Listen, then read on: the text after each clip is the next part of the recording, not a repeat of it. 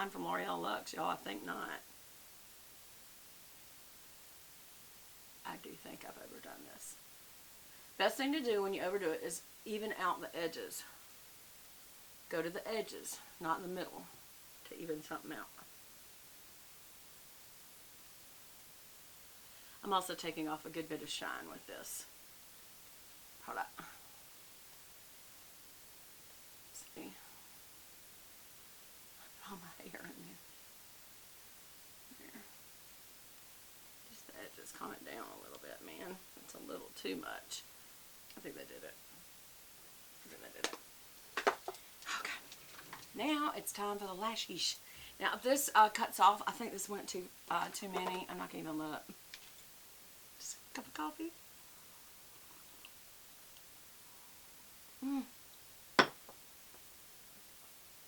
It's the prettiest. Alright. So let's do the lashes. I'm using a Chanel eyelash curler, which I do like. It's a shorter metal band, so I feel like it, I don't know, I feel like I have more control with it. That's probably just a farce. Alright, and so you put the metal band down on your lid and your eyelashes pop up, and then you clamp down. And that puts it in the L position. And you clamp down really hard. And then you let out just a little bit and clamp down again. But now you're going to lift your elbow and put this back more towards the socket than just straight up. This is more of a curl, like a C. So you have the L and the C. Alright, so look again. I know, did it take the liner off? It did. I've got to fix that. I like the liner too much. I don't know, because if you do it after, see how much, it's just hard to do it after because the lashes are up. And I feel like it misshapes the lashes again. Not too bad. Well, then maybe this is a good time to just go ahead and do the mascara. And if y'all remember, I really liked this combination. I keep doing it. I just don't like having combinations. This is the Wet n Wild Max Volume Plus Waterproof Mascara. And I hate the brush because it's just too flexible, look. See? But I can load some on, and then I use this Le Chick Flick Waterproof Mascara from NYX. It has a extremely unmovable, so it goes well, but I don't like its formula.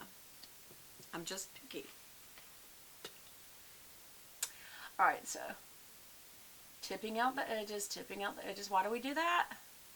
So if somebody looks at you from the side, they don't go, oh, look at her little mascara job. The tips of her lashes have no mascara on them. They're blonde. Always tip the lashes out first for that reason, and also because when you come from the base and you go to the end, it gives it something to smooth into, like to go into, and it gives it better coverage. Sort of like, you know, when you trim, when you're painting, and you do the trim first, and then you come beside it. Well, that's not the same analogy. That's not apples to apples. But, because you don't trim into, well, okay, so if you trim out and it's not the trim, like if you go and cut in, that's what I meant to say, cut in, where you line the wall, and then you come back and fill in. That's what you're doing when you do the tips first, and then you come back. Okay, this isn't doing so bad this time. It's coming through with that. I think it's when you come back through, by the way, that it's so bad. I am so loving this eyeshadow, y'all. So loving it. The only thing about this mascara, I'm just not sold on this. Even the formula I said was great, it's not. It's got some, like, little pieces are coming off. But that is what builds your lashes, just so you know. It dries on your lash, and then when you coat over it, it makes them look longer because you're going over product and you're tipping out the end of that product. And so you're really just building up product. It's not like your lashes are growing. And so that's what gives you a voluminous look, is a product that builds on itself well. The key is that we're all trying to find the perfect mascara, is doing that without looking clumpy. And it's very hard. This looks a tad clumpy, but I'm being extremely careful with it. It's got nice little teeth. It's just too flexible of a wand. There was another one that I loved. I forgot what it was, but it was the exact same thing, a flexi wand. And it just made it so hard. It didn't make it easier, it made it harder. Look at that wing. This stuff's so good.